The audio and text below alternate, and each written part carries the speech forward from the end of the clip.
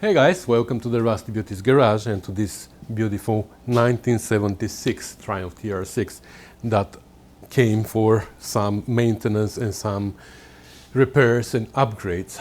As is the tradition lately, we're gonna change the differential to a Nissan differential. We're gonna install CV rear axles and heavy duty hubs from Good Parts, of course.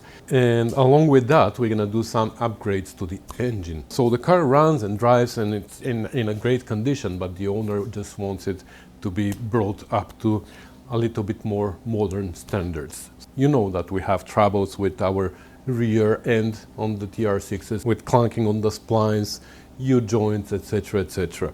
The hubs are a weak spot, and especially the stub axle. We've all seen it. It snaps sometimes and you lose a wheel, which is not a great thing to do when you have an upgraded engine. So that's why we're gonna bring the rear end up to a little bit more modern era. That's for the rear end, but we've done that on a few cars lately, and we have few videos on the channel already, so I don't know how much of that we're gonna film. But there's few other things that we're gonna do on this car in the next few weeks or months. We're gonna increase the compression ratio because, as you may know, the Canadian and American TR6s were detuned because of emissions regulations and stuff like that. So TR5s and petrol-injected TR6s, not many of them remain in England, most of them came here, but those, they had 9.3 compression ratio, if I remember correctly. On the cars that were exported to America, and these were close to 100,000 cars, all of them, the compression ratio was reduced to 7.5, I think, or something like that. And many of the cars are still without compression ratio. So how did they detune it? Well, basically they increased the height of the head. They added material to the bottom of the head, increasing the volume of the combustion chamber. So now we have the same displacement of the cylinder, but that volume gets compressed into a bigger volume of the combustion chamber, so the compression, of course, is lower. How we can improve that? Well, we can shave that material away and reduce the volume of the combustion chamber. So now, again, that volume of the cylinder gets compressed into much smaller volume of the combustion chamber, and that's how we're gonna bring that compression ratio back to 9.3. We're gonna aim to that. So that's one of the things that we wanna improve on the engine. We're gonna take the head out, we're gonna take it to the machine shop, they're gonna shave certain amount, we're gonna calculate how much. Actually, on the website of Good Parts, you can find a complete chart with the height and how much to shave in order to achieve your desired compression. So we're gonna look at that chart together at some point. But along with that, we're gonna have to replace the push rods. The head is gonna become lower and the rockers and everything is gonna come lower, so now we need shorter push rods. And we're gonna replace the camshaft with a GP2 camshaft. The owner of the car looked at the specs for GP2 and GP3 camshafts, and he likes GP2 better. We're gonna discuss that when we get to the point. We're gonna see what the advantages are of GP2 camshaft. So since we're replacing the camshaft, we're also gonna replace the tappets with heavy duty ones that are designed for performance camshaft. And we're gonna replace the rockers with roller rockers mechanism from Good Parts with 1.55, I believe, ratio. And of course, high lift springs for the valves. Oh, talking about valves, I forgot to mention that we're gonna also install hardened seats, of course, on the exhaust valves, so the seats can survive with the unleaded fuel. So we don't know if anybody's been there. Maybe the hardened seats are installed already. Many of the TR6s already are done, but there are many of them that I take apart and they're still with the original seats. I mean, ground seats in the cast iron head, right? That's about the engine, I believe. Oh, when we are there, we're also gonna take the engine apart and we're gonna check the main bearings and the connecting rod bearings, the cylinders and all that. We are hoping, since the car is running well and everything, that we won't need to machine anything other than the head, of course. We're hoping that we're just gonna install new bearings and new rings and put the engine back together. Hopefully we don't need to grind anything, we don't need to go to the next size, but we're gonna decide that on the spot when we take measurements of the crankshaft and the cylinders. So that's about the engine. Another upgrade is going to be, we're going to install a stainless steel header. That's going to help a little bit with breathing, with the breathing, with the breathing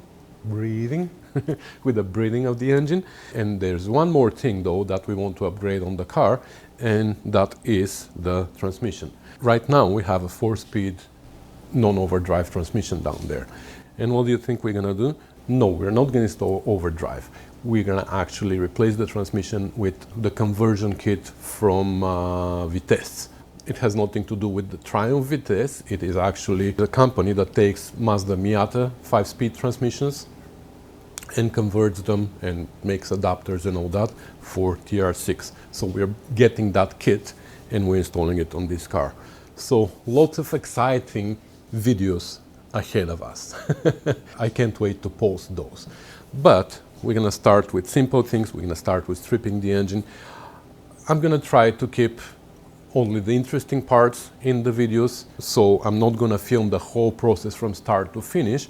For example, right now, I'm gonna start preparing the engine for removal, so I'm not gonna show you removing the intake manifold, removing the exhaust manifold, removing the peripheral things of the engine. I'm gonna do that on my own. Interior too, we need to remove the seats and lots of stuff under the dash, so we can take out the transmission from here, or we can take it as one piece from the front, but still we need to take the interior apart. So all these things I'm not gonna film in a lot of details. I'm just gonna show you updates every once in a while. And when we come to the interesting part, like the engine work and the transmission work and maybe a little bit of the rear end work, that's when I'm gonna start filming a little bit more. So that was a lot of talking. I hope at least half of the people who started watching the video are still here. So for those of you who are still here, thank you guys for being so patient with me. Now let's get crack-a-lacking.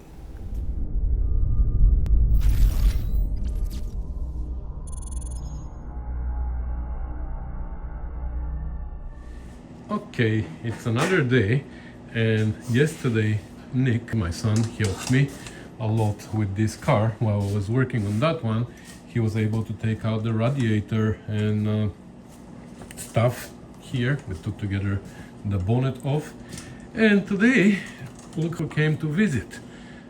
I just came for a Diet Coke. He came for a Coke, but I was like, you know what, there's a job here for you.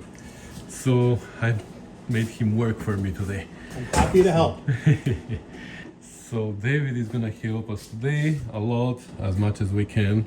I mean, it's a weekend after all, so we can work for an hour or two, but he's gonna start taking the manifolds off. I'm gonna finish what Nick started. So Nick was removing the alternator here, so we can take out the cross member here, and that's where we finished yesterday.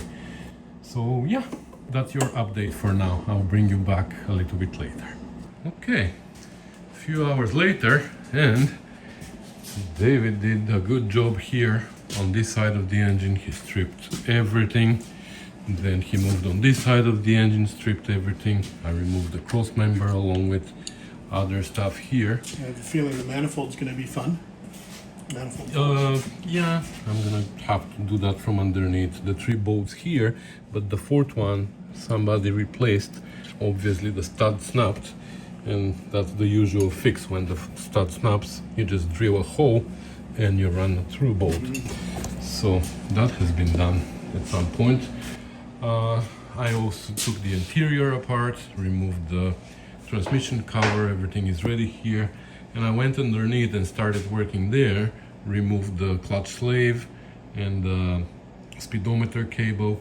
And I was gonna start taking the exhaust apart, but I saw something interesting, so I want to show it to you. So the exhaust system is held to the differential mount here. That's normal. What is interesting though is that this stud here is not the regular, I believe it's 3/8 normally with 9/16 wrench, but this is 5/16 threads, and it is coarse threads and 1/2" wrench.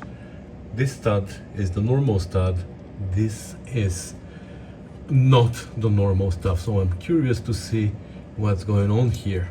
Obviously this stud snapped here and somebody probably just welded thinner stud to it or something, which is not great. Anyways, we are reinforcing this area, we're changing those studs and everything anyways. So, oh no, actually that's the rear one. Normally I don't change those, but looks like on this one I'm gonna have to change it.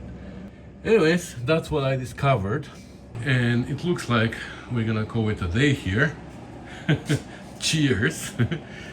I don't know, we did like 2 hours, I guess, or something like that here, which is a great help from David. I wasn't even planning on doing this today, to be honest. He pushed me a little bit towards it.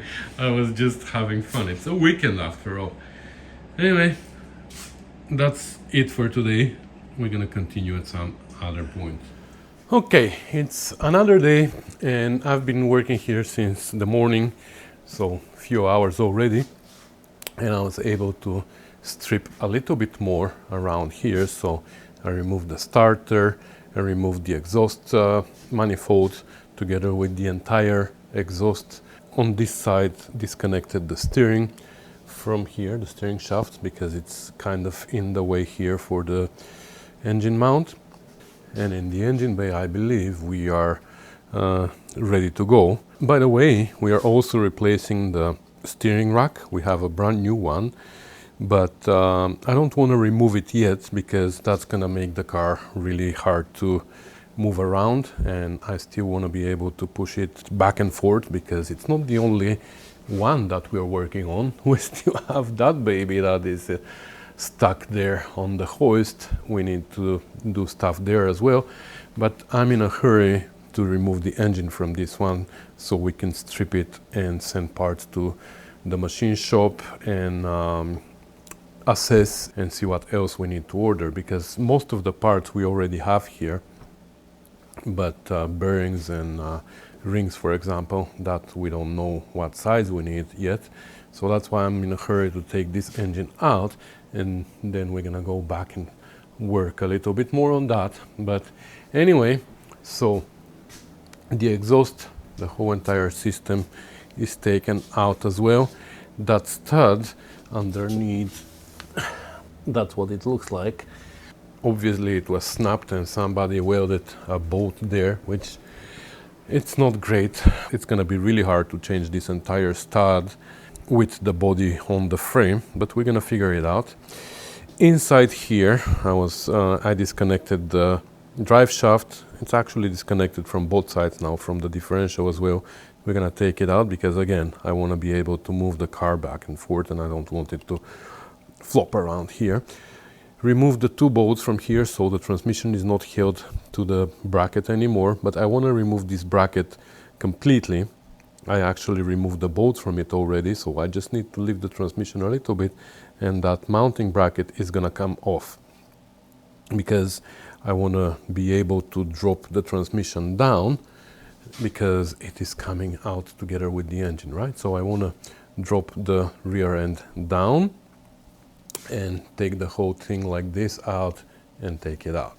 Otherwise, it is really hard to make it come out of here. If we have to, we're gonna undo the steering rack, but I don't want to do that yet. So that's where we stand right now.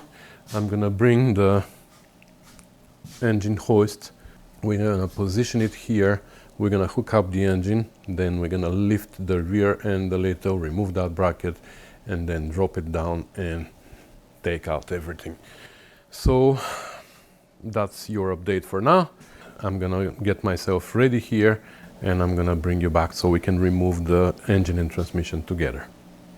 Okay, look at that. We are all set. We have the engine crane holding the engine.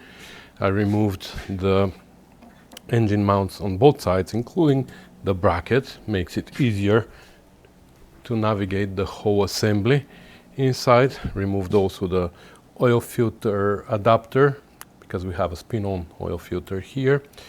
And basically the engine is now hanging on the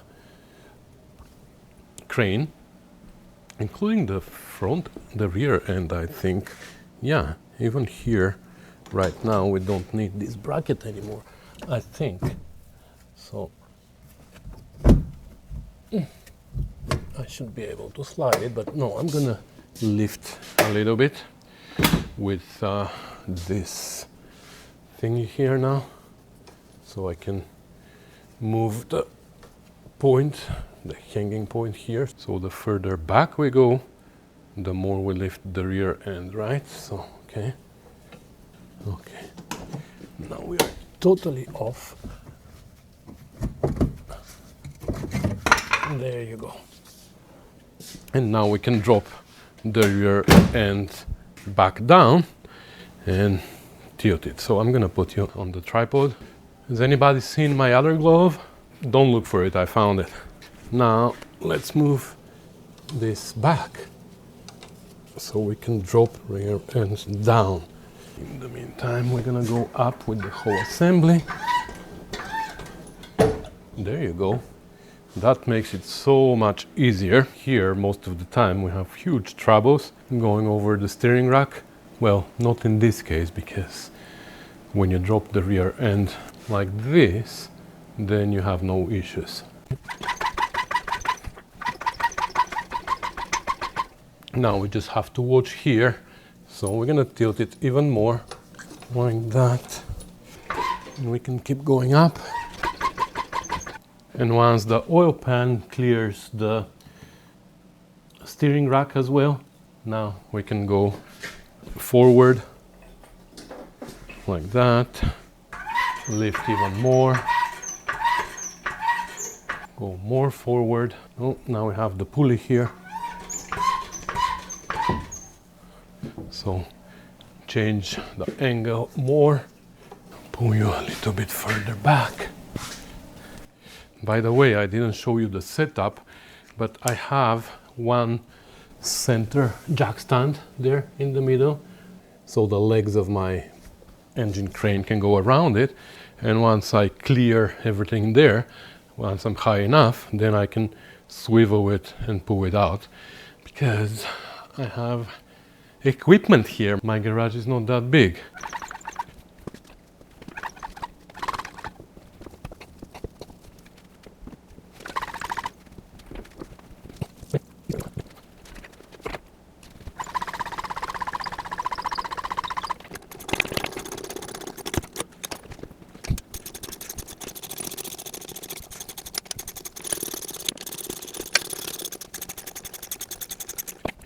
It is leveled now, but we still need to be careful not to go over the fenders, right?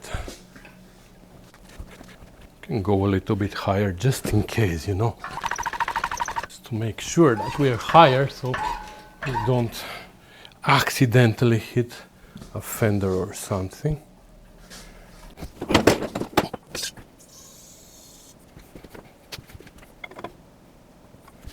Okay. It is out. And we have an empty engine bay. It's been painted actually, but you see there the Java green areas. So it looks like it's been painted with the engine in place, which always amazes me how people do that. I wish I could do the same for this one, for example, because it needs big chunks of big areas here painted, but we will see when we get there. I want to clean up a little bit this engine bay, but for now we are here.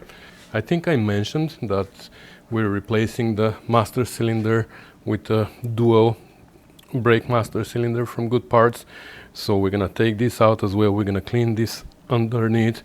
With the dual master, I think they recommend not using .5 brake fluid, but I wish we could, because the .3 makes a mess, you know. It's hygroscopic, and even when it's enclosed, still always around the master cylinders it looks like that. But anyways, these wires need to be cleaned up. Here I noticed something. So this is the wire for the external, or for the electric fan, because the mechanical fan has been removed from this engine. And I noticed here that something happened. Something is melted here. These two wires melted together. I'm assuming this is the ground for the fan. I don't know, it comes here and there. Oh wow, look, it travels all the way here just so it can be plugged into ground. I don't understand why didn't they ground it here somewhere. But anyways, looks like this connection here was not great and it melted a little bit. So we're gonna fix that. Look at this, became like a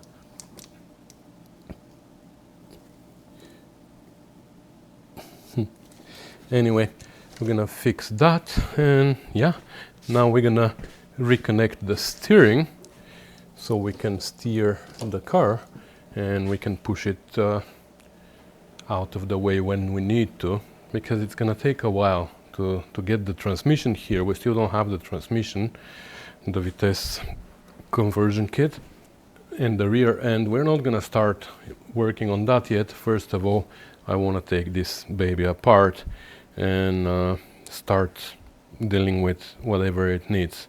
By the way, this transmission, I took it out a few months ago because we replaced the clutch on this engine, and I serviced it as far as I could. If you can see here, new gaskets and everything, but now it's become obsolete.